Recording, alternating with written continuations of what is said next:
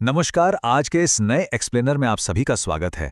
चलिए आज एक बेहद ही दिलचस्प और शक्तिशाली सांस्कृतिक कथा की गहराई में उतरते हैं। ये कहानी इस बारे में है कि कैसे एक बेहद संपन्न और राजसी परिवार ने महज कुछ ही हफ्तों में अपना सब कुछ, जी हाँ बिल्कुल सब कुछ खो दिया और फिर कुछ कड़े अनुष्ठानों और नियमों के जरिए उस खोए हुए साम्राज्य को वापस भी पा लिया। पीढ़ियों से चली आ रही इस कथा का ढांचा और इसका संदेश आज भी बहुत ही प्रभावशाली है। तो आइए इसके रहस्यों को समझते हैं। इस कथा के असली असर को समझने के लिए शुरुआत में ही हमें उस भयंकर गलती पर नजर डालनी होगी जिसने इस पूरी तबाही को जन्म दिया।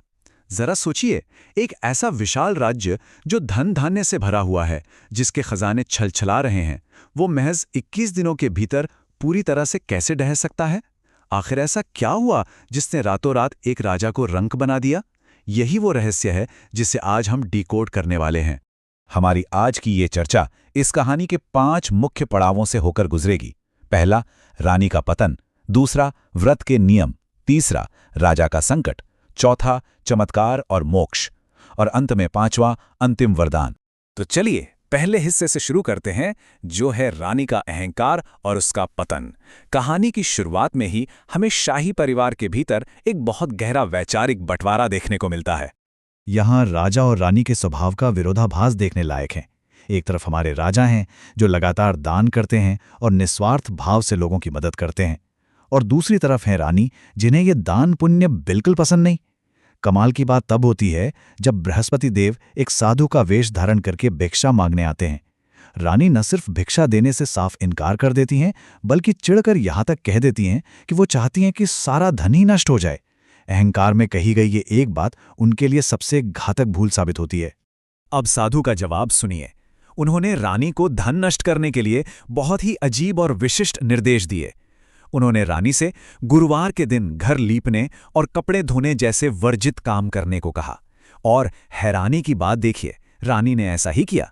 पहले गुरुवार को घर लीपा, दूसरे को कपड़े धोए और तीसरे गुरुवार तक आते आते उनका सारा खजाना, सारी संपत्ति पूरी तरह से राख हो गई।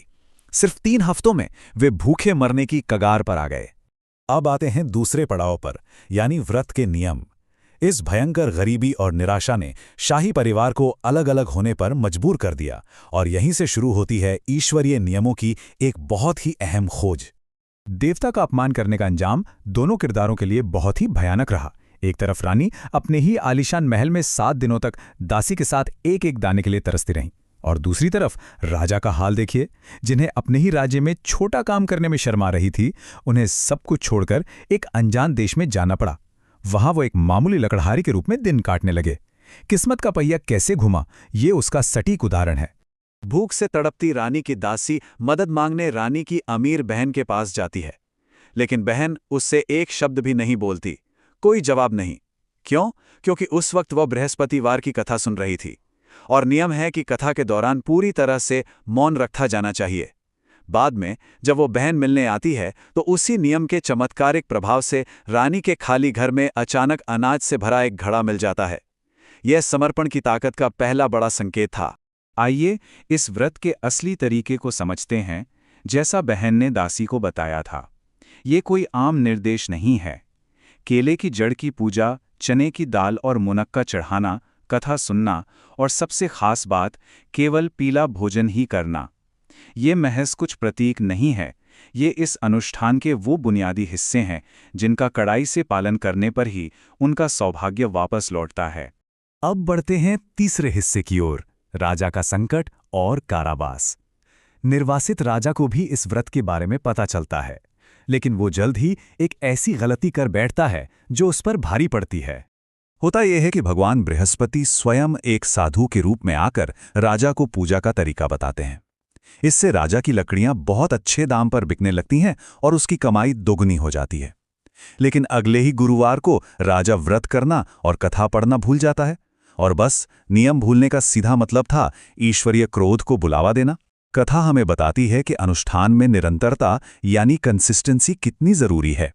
अब देखिए कि ईश्वरीय क्रोध किस तरह से सामने आता है। उस नगर का राजा एक बड़ा भोज आयोजित करता है और घरों में खाना पकाने पर रोक लगा देता है। हमारा लक्कड़हारा राजा वहां देर से पहुंचता है। वह भोजन कर ही रहा होता है कि अचानक सामने दीवार की खूंटी पर टंगा रानी का हार गायब हो जाता है। बिल्कुल जादू की तरह। और जाहिर सी बात है, सारा इल्जाम उस गरीब लक्कड़हारे पर आ जाता है। एक निर्दोष इंसान को सीधे एक अंधेरी जेल में डाल दिया जाता है।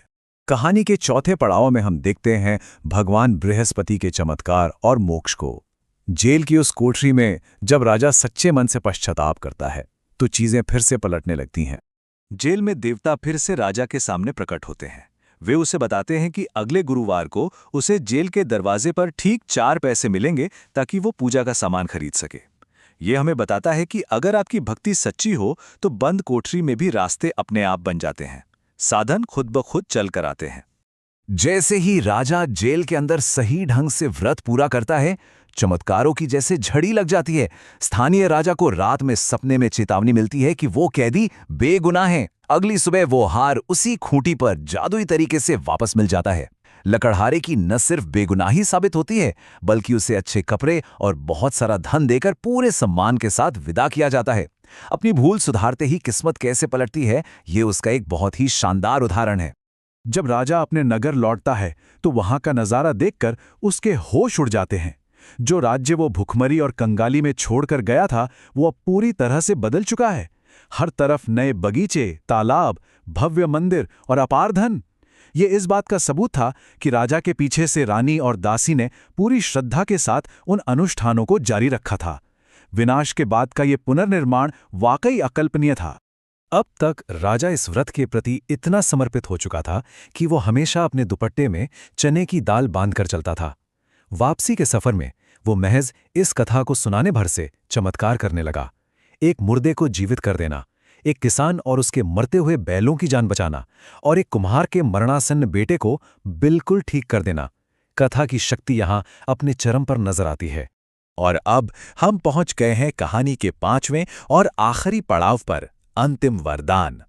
राज्य तो वापस मिल गया, लेकिन शाही परिवार में अभी भी एक बहुत गहरी उदासी बाकी थी।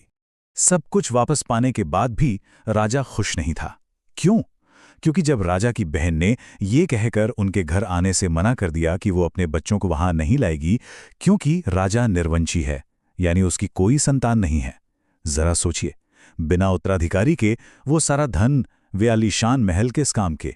ये एक ऐसा खालीपन था जिसे कोई दौलत नहीं भर सकती थी। लेकिन सच्ची भक्ति खाली नहीं जाती।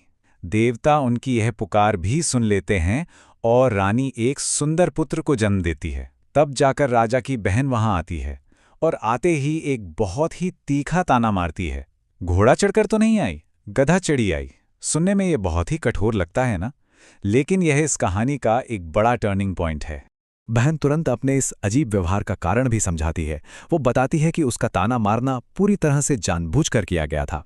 अगर वो ऐसा ना करती, अगर वो उनकी कमी का उन्हें एहसास ना कराती, तो क्या ये परिवार सच्ची भक्ति की तरफ मुड़ता? बिल्कुल नहीं। कभी कभी जीवन में मिलने वाले कठोर शब्द या ताने ही सबसे बेहतरीन उत्प्रेरक या कैटलिस्ट का काम करते हैं, जो हमें सही रास्ते पर ले जाते हैं। तो इस पूरी कहानी का लब्बो-लुआब क्या है? ये महाकाव्य हमें अनुष्ठानों और विश्वास की उस अटूट ताकत के बारे में बताता है जो गहरे से गहरे संकट से भी बाहर निकाल सकती है। ये पूरी तरह से इस बात पर जोर देता है कि अगर आपकी नीयत और भक्ति सच्ची है तो कोई भी इच्छा अधूरी नहीं रहती। लेकिन इस दिलचस्प चर्चा के अंत में एक बड़ा सवाल हम सभी के लिए छूट जाता है कि आज के इस तेज तरार आधुनिक युग में हम में भी ऐसा कोई अटूट विश्वास बचा है जो रातों रात हमारी जिंदगी की दिशा बदल सके? क्या आज के समय में इस तरह के गहरे समर्पण का कोई वजूद है? इस सवाल के साथ आज के इस एक्सप्लेनर को हम यहीं विराम देते हैं।